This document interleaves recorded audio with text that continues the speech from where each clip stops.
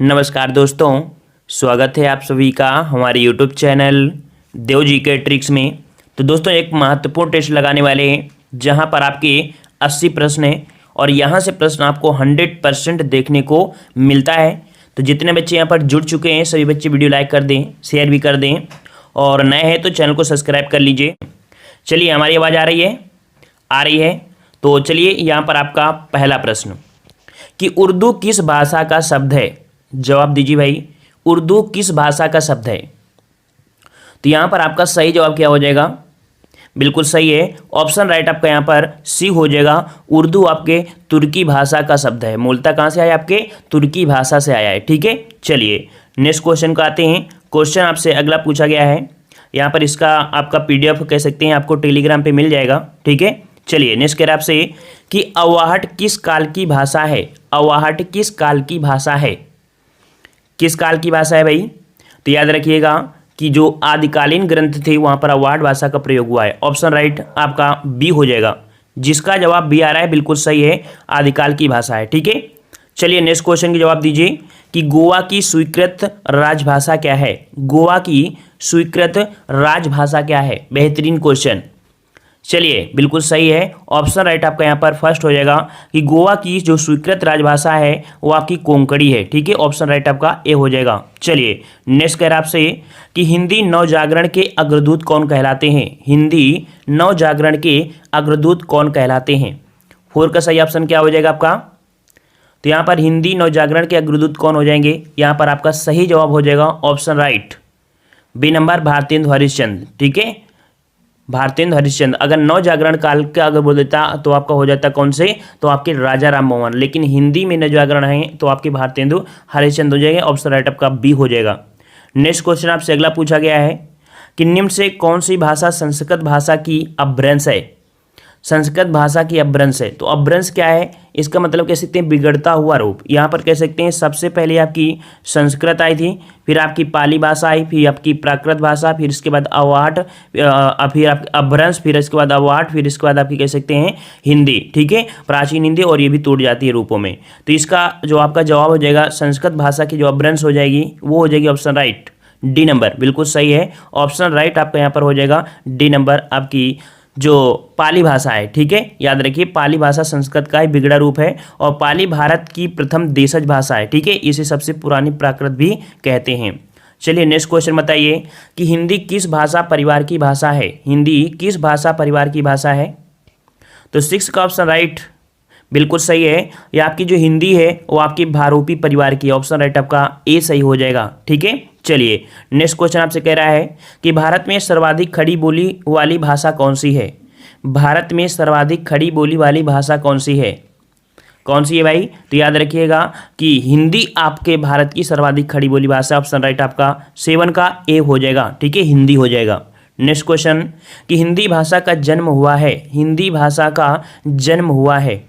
तो भाई हिंदी भाषा का जन्म हुआ है वो आपकी अपभ्रंश से हुआ है। ठीक है, तो यहाँ पर ऑप्शन राइट आपका यहाँ पर ए हो जाएगा अपभ्रंश से। अब जननी दे देता कि हिंदी की आदि जननी किसे कहते हैं, तो आपकी संस्कृत को कहते हैं। ठीक है, तो यहाँ पर ऑप्शन राइट आपका ए हो जाएगा अपभ्रंश से। ठीक है, नेक्स्ट क्वेश्चन आपसे अगला पूछा गया है, कह रहा आपसे निम्नलिखित में से कौन सी बोली अथवा भाषा हिंदी के अंतर्गत नहीं आती है। बताइए भाई कौन सी बोली भाषा है जो हिंदी के अंतर्गत नहीं आती है। फटाफट रिवीजन करते रहिए, समय नहीं है आपके पास। ठीक है, तो 9 का ऑप्शन राइट आपका डी हो जाएगा। बिल्कुल सही है, ऑप्शन राइट आपका डी आपकी तेलुगु। ठीक है, तेलुगु। नेक्स्ट क्वेश्चन आपसे अगला पूछा गया है कि हिंदी की विशिष्ट बोली ब्रजभाषा किस रूप में सबसे अधिक प्रसिद्ध है। ब्रजभाषा जो आपकी है वो आपकी प्रसिद्ध हुई है किस वजह से? तो ये आपकी भाषा होती है जो कि काव्य भाषा में प्रयोग होती है। ठीक है, ऑप्शन राइट आपका जवाब हो जाएगा डी। बिल्कुल सही है, ऑप्शन राइट आपका डी सही हो जाएगा, काव्य भाषा में बोली जाती है। ठीक है, नेक्स्ट क्वेश्चन आपसे अगला पूछा गया है कि भाषा में अभिव्यक्ति के कितने रूप होते हैं। भाषा में अभिव्यक्ति के कितने रूप होते हैं?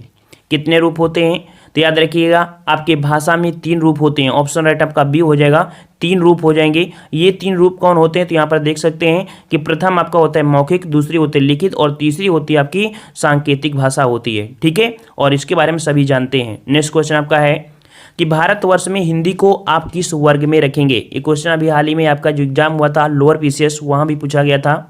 काफ़ी बच्चों ने गलत कर दिया था। हम आपको बताते हैं कि हिंदी जो है वो राष्ट्रभाषा नहीं है, राजभाषा। याद रखिए, ऑप्शन राइट आपका फर्स्ट हो जाएगा राजभाषा, क्योंकि हिंदी को जब एक्सेप्ट किया गया था 343 अनुच्छेद के तहत, तब आपकी राजभाषा के रूप में और लिपि थी आपकी देवनागरी, उस रूप में किया गया था, ना कि राष्ट्रभाषा। राष्ट्र मतलब होता है कि पूरे देश की एक ही भाषा होनी चाहिए हिंदी, बल्कि हिंदी सिर्फ आपके भारत में 10 राज्यों में ही आपकी हिंदी बोली जाती है। इस प्रकार से आपका यहाँ पर ए हो जाएगा राजभाषा। ओके, क्लियर हुआ ना। चलिए नेक्स्ट कर आपसे ढूंढाही बोली है, ढूंढाही बोली है।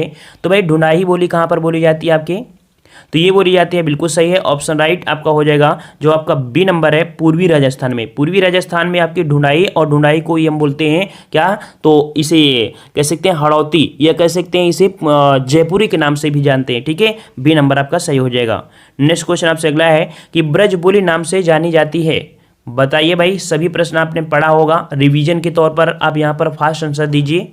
तो ब्रजबुली नाम से जानी जाती है आपकी पुरानी बंगला, बिल्कुल सही है, ऑप्शन राइट आपका डी हो जाएगा, पुरानी बंगला जानी जाती है ब्रजबुली के नाम से। नेक्स्ट क्वेश्चन कह रहा आपसे कि निम्नलिखित में से कौन सी भाषा देवनागरी लिपि में लिखी जाती है। देवनागरी लिपि में लिखी जाती है कौन सी भाषा। 15 का सही ऑप्शन राइट आपका यहाँ पर हो जाएगा, बिल्कुल सही है, ऑप्शन राइट आपका हो जाएगा यहाँ पर सी नंबर, आपकी मराठी लैंग्वेज है जो कि आपकी देवनागरी लिपि में लिखी जाती है। सी आपका सही जवाब हो जाएगा। नेक्स्ट क्वेश्चन आपसे अगला पूछा गया है कि निम्नलिखित में से कौन सी भाषा संस्कृत भाषा की अपभ्रंश है। तो देख सकते हैं कि संस्कृत के बाद जो आपकी भाषा आई है वो आपकी कौन सी भाषा है। यहाँ पर सही जवाब का क्या हो जाएगा भाई, यहाँ पर बिल्कुल सही है, आपके 16 का ऑप्शन राइट आपका यहाँ पर डी हो जाएगा, है ना। तो आपका डी हो जाएगा पाली भाषा। हमने बताया था कि संस्कृत, पाली, प्राकृत, ठीक है, इस प्रकार से ऑप्शन आपका डी पाली हो जाएगा। चलिए नेक्स्ट क्वेश्चन कि मराठी और नेपाली किस लिपि में लिखी जाती हैं। मराठी और नेपाली किस लिपि में लिखी जाती हैं, 17 का जवाब दीजिए। 17 का ऑप्शन राइट बिल्कुल सही है, ऑप्शन राइट आपका यहाँ पर ए हो जाएगा आपका देवनागरी। ठीक है, देवनागरी लिपि में लिखी जाती है, याद रखिएगा। ठीक है, और देख सकते हैं कि मराठी और नेपाली जो आपकी हैं ये आपकी देवनागरी लिपि में लिखी जाती हैं। इसी प्रकार प्राकृत, आर्य भाषा, संस्कृत देख सकते हैं, कोंकणी, हिंदी, मगही, भोजपुरी आदि में ये आपकी मानी गई हैं। चलिए नेक्स्ट क्वेश्चन आपका दिया गया है यहाँ पर कि हिंदी भाषा की बोलियों के वर्गीकरण के आधार पर छत्तीसगढ़ी बोली है। तो भाई छत्तीसगढ़ी बोली जो आपकी है वो कहाँ की है, आपकी कहाँ की है, बिल्कुल सही है, ऑप्शन राइट यहाँ पर आपका बी हो जाएगा, आपके पूर्वी हिंदी के अंतर्गत आती है। पूर्वी हिंदी के अंतर्गत आपकी 3 बोलियां होती हैं, ए बी सी। ठीक है, ए मतलब अवधी, बी से बघेली, सी से छत्तीसगढ़ी, रट लीजिएगा, यहीं से क्वेश्चन आपको देखने को मिलता है बार बार। नेक्स्ट क्वेश्चन आपका दिया है कि मानक हिंदी से क्या तात्पर्य है। मानक हिंदी से क्या तात्पर्य है, 19 का जवाब दीजिए। मानक हिंदी, मानक हिंदी क्या होती है, बिल्कुल सही है, ऑप्शन राइट आपका ए हो जाएगा, आदर्श के रूप में हिंदी का स्वीकार करना। ठीक है, ऑप्शन राइट आपका यहाँ पर 19 का फर्स्ट हो जाएगा। मानक हिंदी से तात्पर्य होता है कि आदर्श के रूप में हिंदी का स्वीकार रूप होता है। ठीक है, नेक्स्ट क्वेश्चन आपसे अगला है कि पाली किस धर्म की भाषा है।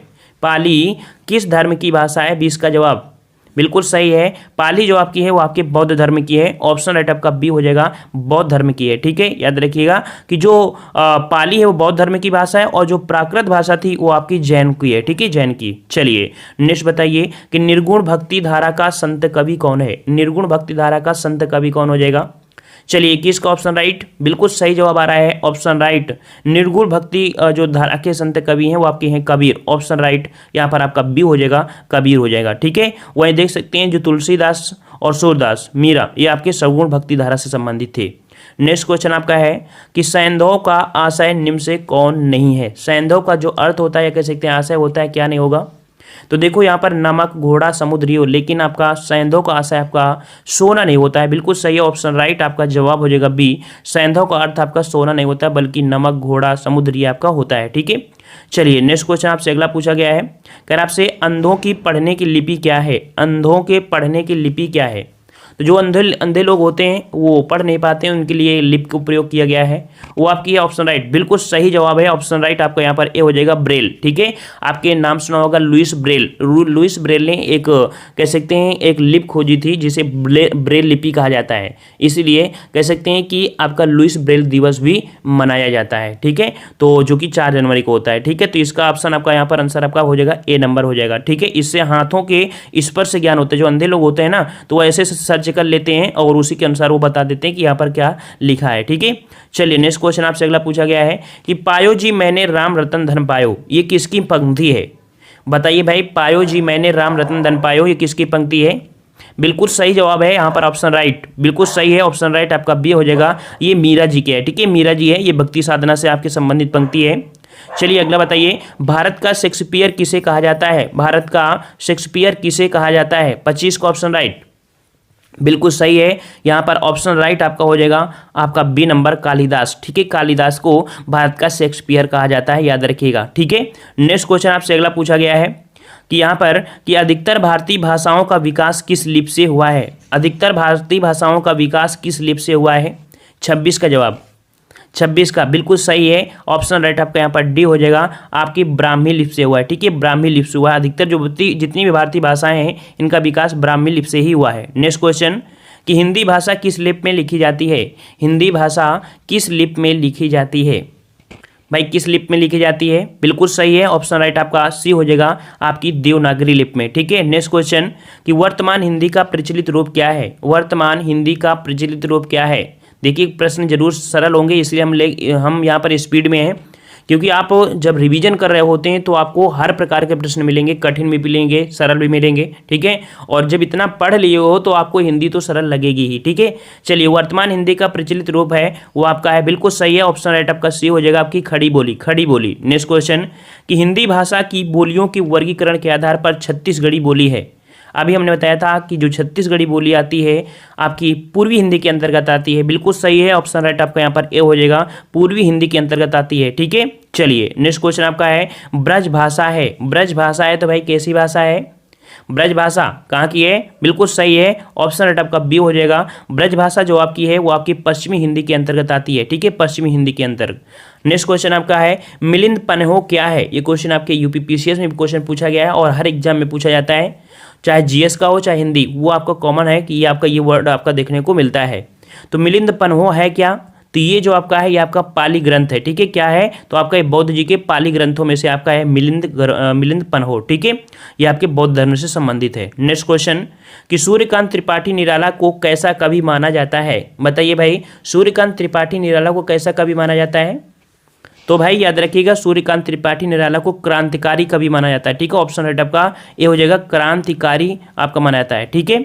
चलिए नेक्स्ट क्वेश्चन आपसे कहा गया है कि अवधि शब्द का अर्थ क्या है? अवधि शब्द का अर्थ, तो भाई अवधि शब्द का अर्थ होता है, बिल्कुल सही है ऑप्शन राइट आपका ये हो जाएगा, अवध की भाषा, ठीक है, अवध की भाषा मतलब अवधि शब्द का अर्थ है अवध की भाषा से जो अवध क्षेत्र में बोली जाती है, ठीक है। चलिए नेक्स्ट क्वेश्चन आपसे अगला पूछा गया है कि गुरुमुखी किस भाषा की लिपि है? गुरुमुखी किस भाषा की लिपि है?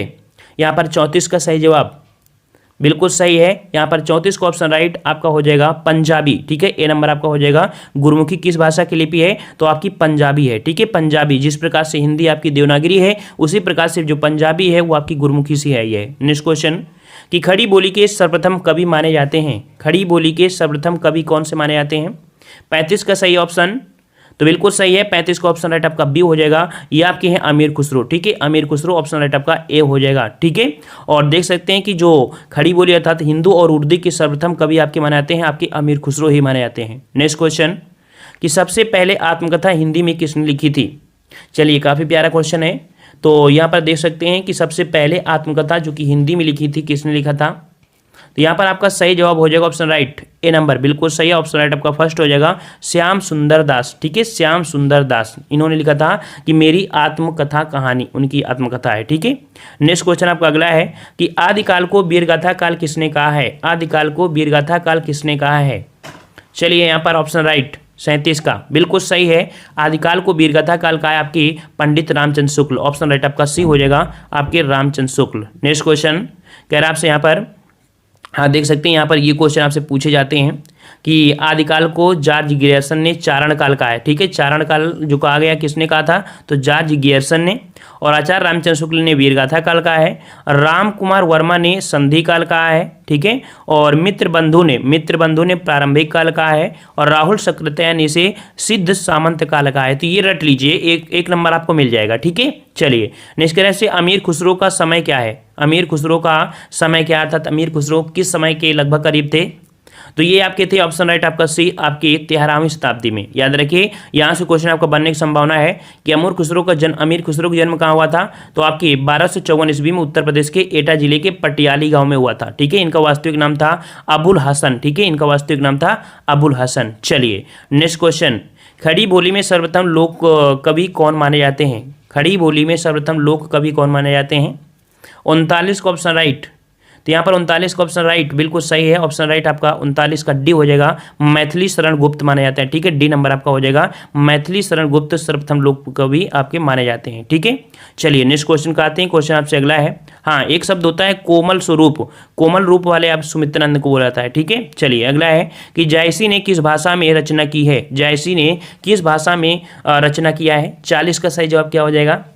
40 का बिल्कुल सही है। यहाँ पर जायसी ने आपके किया है आपके अवधी भाषा में। ऑप्शन राइट आपका हो जाएगा बी, आपके अवधी भाषा में अपनी रचनाएं किया है। नेक्स्ट क्वेश्चन, सूर्यकांत त्रिपाठी निराला का मूल स्थान बताइए। यहाँ से क्वेश्चन आपको बनते हैं स्थानों से, तो यहाँ पर सूर्यकांत त्रिपाठी निराला बिल्कुल सही है। यहाँ पर जो सूर्यकांत त्रिपाठी निराला है ये आपके इलाहाबाद से हैं। ऑप्शन राइट आपका बी हो जाएगा, इलाहाबाद, ये कह सकते हैं वर्तमान नाम क्या, प्रयागराज आपका हो जाएगा। ठीक है, चलिए नेक्स्ट क्वेश्चन आपसे अगला है, साधुकड़ी किसकी भाषा है? साधुकड़ी किसकी भाषा है? 42 का जवाब, 42 का सही जवाब बिल्कुल सही है।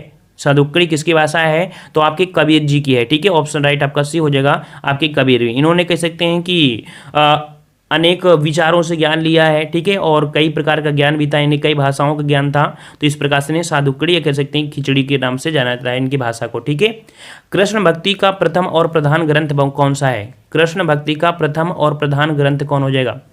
चलिए 43 का ऑप्शन बिल्कुल सही है। ऑप्शन राइट आपका फर्स्ट हो जाएगा, जो आपका गीता है। ठीक है, गीता है ये आपके कह सकते हैं कृष्ण भक्ति का प्रथम प्रधान ग्रंथ आपका माना जाता है। ठीक है, इसमें ज्ञान धर्म और कर्म समन्वय का भी आपका है। ठीक है, चलिए नेक्स्ट क्वेश्चन आपका दिया गया है कि रामचरितमानस में कितने सोपान हैं? चलिए ये क्वेश्चन आपसे बार बार पूछ रहा है। ठीक है, मतलब कह सकते हैं कितने सर्ग होते हैं। ठीक है, तो यहाँ पर आपका सही जवाब हो जाएगा 44 का ऑप्शन राइट बिल्कुल सही है। आपके 7 सर्ग होते हैं। कौन कौन से 7 सर्ग होते हैं? तो यहाँ पर देख सकते हैं कि आपके यहाँ पर अब सबसे पहले आपका बालकांड होता है, फिर अयोध्या कांड होता है, फिर अरण्य कांड होता है, किष्किंधा कांड होता है, सुंदर कांड होता है, लंका कांड और आपका यहाँ पर उत्तर कांड, जिसे हम कह सकते हैं कि 7 कांड हो गए। ठीक है, तो इस प्रकार से आपका ये हुआ कंप्लीट। ठीक है, नेक्स्ट क्वेश्चन कि कबीर के प्रमुख शिष्य थे, कबीर के प्रमुख शिष्य थे कौन थे भाई? तो कबीर के प्रमुख शिष्य थे आपके ऑप्शन राइट बी नंबर। ठीक है, जिसका जवाब बी आ रहा है बिल्कुल सही है, धर्मदास। ठीक है, कबीरदास जी निर्गुण भक्ति काव्य धारा के कवि थे और उनके शिष्यों में प्रमुख थे आपके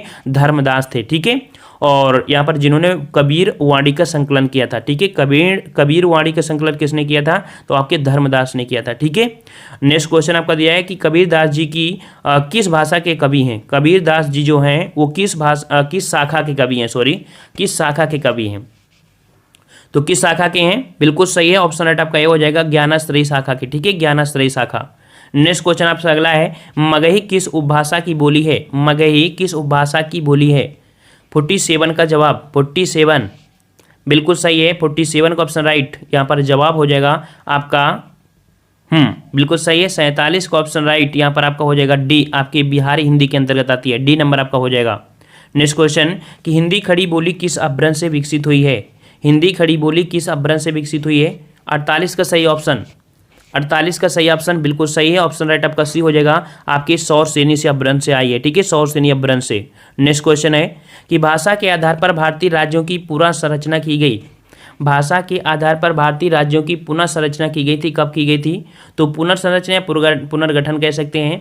तो ये आपकी हुई थी 1956 में। पुनर्गठन की बात करें तो 1956 होगा, याद रखिएगा। ऑप्शन राइट आपका डी सही हो जाएगा। नेक्स्ट क्वेश्चन आपसे पूछा गया है कि भाषाई आधार पर सर्वप्रथम किस राज्य का गठन हुआ था? भाषाई आधार पर सर्वप्रथम किस राज्य का गठन हुआ था? बिल्कुल सही जवाब आ रहा है, ऑप्शन राइट यहाँ पर आपका हो जाएगा, बिल्कुल सही है, डी नंबर आपके आंध्र प्रदेश का हुआ था। ठीक है, नेक्स्ट क्वेश्चन आते हैं कि बघेली बोली का संबंध किस उपभाषा से है? बघेली बोली का संबंध किस उपभाषा से है? 51 का जवाब। यहाँ पर आपको हिंदी जरूर ये सरल लग रही है, लेकिन जो नए बच्चे होंगे उनको बड़ी दिक्कतें आ रही होंगी समझने में, लेकिन जो हमारे पुराने स्टूडेंट हो चुके हैं उनको कोई भी दिक्कत, 1% की दिक्कत नहीं होगी। चलिए बिल्कुल सही है, 51 का ऑप्शन राइट आपका बी, आपके पूर्वी हिंदी। ठीक है, पूर्वी हिंदी ऑप्शन आपका बी सही हो जाएगा। नेक्स्ट क्वेश्चन आपसे अगला कह रहा है कि अमृता प्रीतम किस भाषा की साहित्यकार हैं? चलिए, अमृता प्रीतम जो आपकी हैं वो किस भाषा की साहित्यकार हैं? तो याद रखिए ये आपकी पंजाबी भाषा से है, ठीक है। ऑप्शन राइट आपका यहाँ पर बी हो जाएगा। ये आपकी पंजाबी भाषा है और इन्होंने अपने साहित्य की सर्जना इसी भाषा में किया था। तो इन्होंने जितने भी साहित्य अपनी रचना किया है इसी भाषा में किया, पंजाबी में, ठीक है, जो कि गुरमुखी में लिखी जाती है। नेक्स्ट क्वेश्चन है कि हिंदी साहित्य के किस कवि को कवियों का कवि कहा जाता है? हिंदी साहित्य के किस कवि को कवियों का कवि कहा जाता है? नेक्स्ट क्वेश्चन कर आपसे कि निज भाषा उन्नत यह है, सब उन्नत को मूल। ये पंक्ति जो आपकी संबंधित है किससे संबंधित है?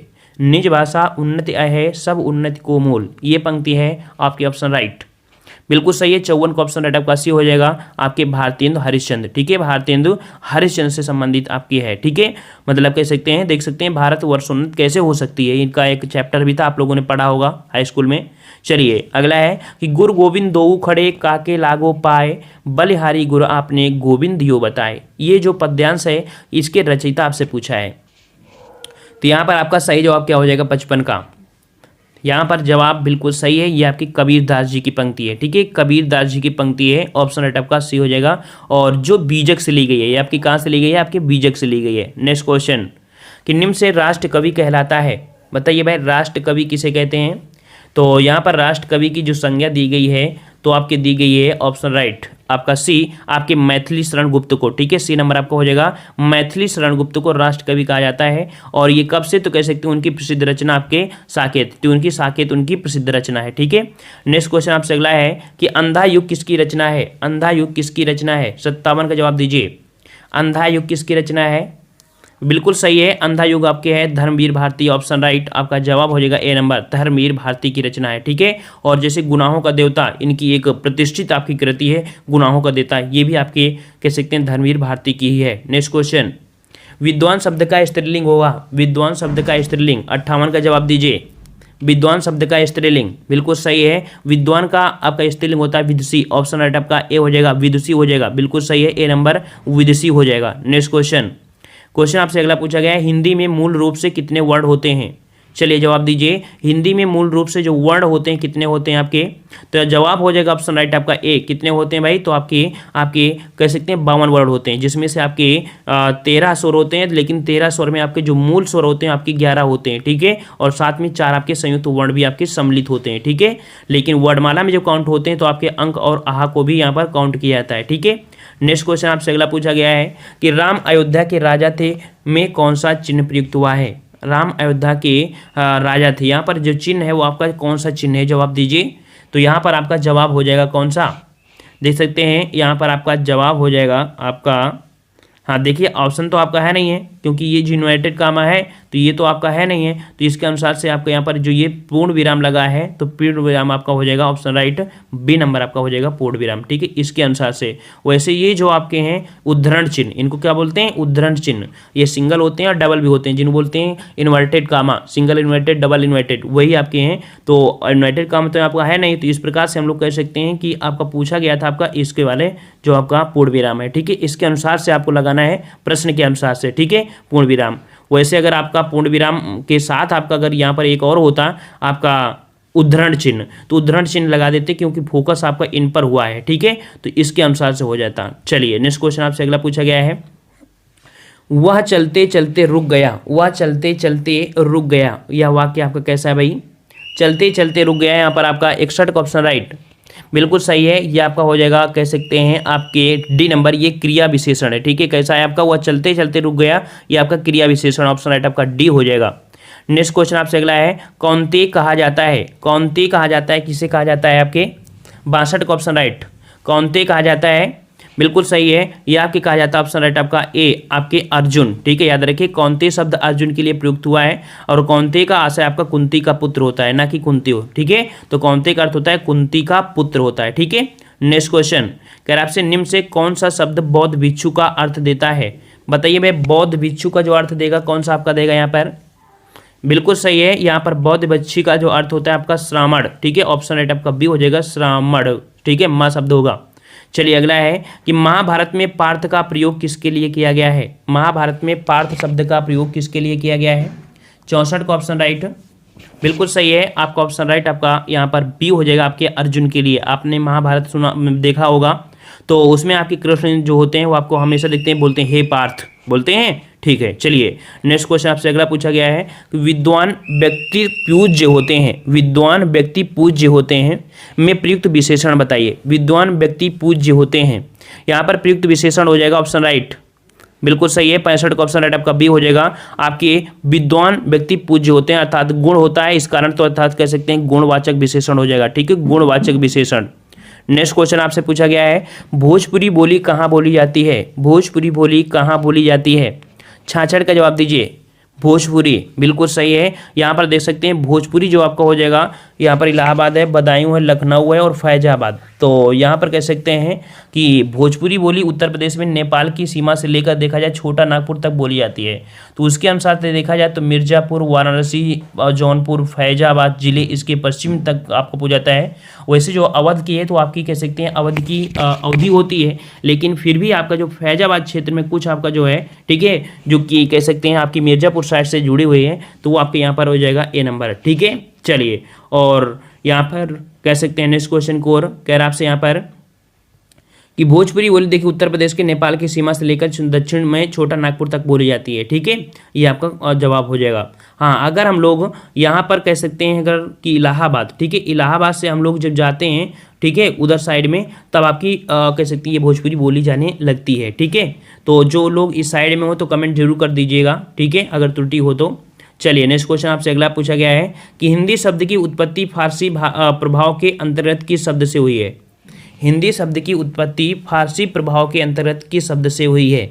67 का जवाब हो जाएगा ऑप्शन राइट, यहाँ पर बी नंबर। ठीक है, तो हिंदी शब्द की उत्पत्ति फारसी भाषा के अंतर्गत आपके सिंधु शब्द से हुई है। ठीक है, सिंधु शब्द से हमने बताया था कि जो फारसी या ईरानी लोग जो आए थे, कौन आए थे, फारसी या ईरानी, अर्थात जो आपकी हिंदी आई है वो फारसी और जिन्हें हम लोग ईरानी बोलते थे उन्हीं की देन है। वो लोग आपके जब आते थे तो आपके भारत में जो नदी है सिंधु, तो वो लोग साको हा बोलते थे, तो सिंध नहीं बोलते थे, वो हिंदू बोलते थे। इस प्रकार से आपकी हिंदी का जन्म हुआ था। ठीक है, चलिए नेक्स्ट क्वेश्चन आपसे अगला है नीचे जल था ऊपर हिम था, एक तरल था एक सघन था, किसकी पंक्ति है।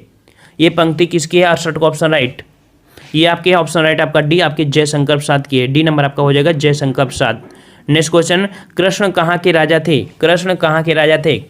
कुछ भी मुमकिन है आपके एग्जाम में। ठीक है, तो यहाँ पर आपका हो जाएगा ऑप्शन राइट 69 का ऑप्शन राइट आपका सी, आपके द्वारिका के थे। ठीक है, देखो पूछा गया राजा कहाँ के थे। ठीक है, मथुरा मत लगा देना क्योंकि कंफ्यूज कर देगा आपको। ठीक है, तो यहाँ पर द्वारिका के राजा थे। ठीक है, द्वारिका के राजा थे। ओके, चलिए नेक्स्ट क्वेश्चन का आते हैं। क्वेश्चन आपसे अगला पूछा गया है किसे विदेह कहा जाता है, किसे विदेह कहा जाता है। 70 का जवाब दीजिए। विदेह किसे कहते हैं, तो याद रखिए आपके राजा जनक को कहा जाता है। ठीक है, ए नंबर, राजा जनक को आपका विदेह कहा जाता है। 70 का ऑप्शन राइट आपका ए हो जाएगा, राजा जनक। ठीक है, चलिए नेक्स्ट क्वेश्चन आपसे अगला है, कर आपसे प्राकृत किसकी भाषा है। प्राकृत किसकी भाषा है, अभी हमने बताया था जो प्राकृत भाषा थी वो आपकी जो जैन थे उनकी थी। ऑप्शन राइट आपका जवाब बी हो जाएगा, जैनियों की थी। ठीक है, चलिए पाली भाषा बौद्धों की और आर्यों की भाषा थी संस्कृत। चलिए प्रेम सागर किसकी कृति है, प्रेम सागर किसकी कृति है। 72 का जवाब दीजिए। चलिए प्रेम सागर किसकी कृति है, बिल्कुल सही है, ऑप्शन राइट आपका यहाँ पर प्रेम सागर आपके हो जाएगा लल्लू लाल। ठीक है, ऑप्शन राइट आपका ए हो जाएगा, आपके लल्लू लाल की कृति है आपकी प्रेम सागर। नेक्स्ट क्वेश्चन गोबर किस उपन्यास का पात्र है, गोबर किस उपन्यास का पात्र है। 73 का जवाब दीजिए। यहाँ पर 73 बिल्कुल सही है, गोबर आपके गोदान का प्रिपात्र है। ऑप्शन राइट आपका यहाँ पर बी हो जाएगा, गोदान। ठीक है, गोदान।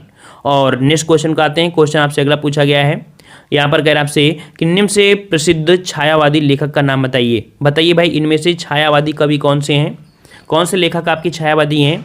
यहाँ पर ऑप्शन राइट 74 का ऑप्शन राइट बिल्कुल सही है, महादेवी वर्मा। ठीक है, जो महादेवी वर्मा है वो आपकी छायावादी की प्रसिद्ध लेखिका हैं। और अन्य देखा जाए छायावादी लेखकों में तो आपके जयशंकर भी होते हैं, सुमित्रानंद पंत भी होते हैं और आपके राय कृष्णदास, ये सभी आपके किस में छायावादी युग में होते हैं अर्थात काल में है। ठीक है, चलिए अगला क्वेश्चन जवाब दीजिए। रानी केतकी की कहानी ये किसकी कृति है, रानी केतकी की कहानी किसकी कृति है।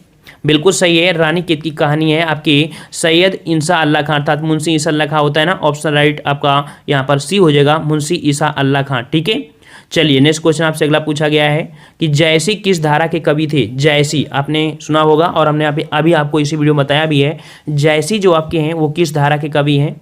76 का ऑप्शन राइट तो यहाँ पर सही जवाब हो जाएगा ऑप्शन राइट आपका ए, आपके प्रेम मार्गी भक्ति धारा के थे। ठीक है, प्रेम मार्गी जो आपके हैं उसके ऑप्शन राइट आपका ए हो जाएगा। नेक्स्ट क्वेश्चन कि प्रेमचंद शताब्दियों में पददिल अपमानित और उपेक्षित कृषकों की आवाज थे, ये कथन आपका जो है वो किसका दिया गया है? प्रेमचंद शताब्दियों से पदलित अपमानित और उपेक्षित कृषकों की आवाज थी, ये आपका कथन किसका है? 74 का जवाब, 74 का ऑप्शन राइट बिल्कुल सही है। ऑप्शन 77 का जवाब हो जाएगा आपका ए नंबर आपके संपूर्णानंद की है। ठीक है, संपूर्णानंद जी का है कथन। नेक्स्ट क्वेश्चन कि कब बिहारी का जन्म कहाँ हुआ था? कब बिहारी का जन्म कहाँ हुआ था?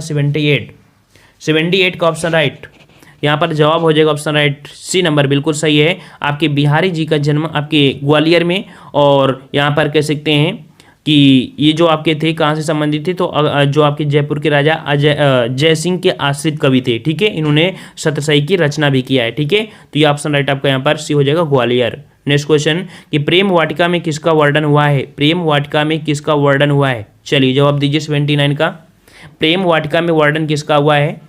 तो यहाँ पर बिल्कुल सही है, ऑप्शन राइट आपका हो जाएगा राधा कृष्ण की प्रेम लीला का वर्णन हुआ है आपके प्रेम वाटिका में।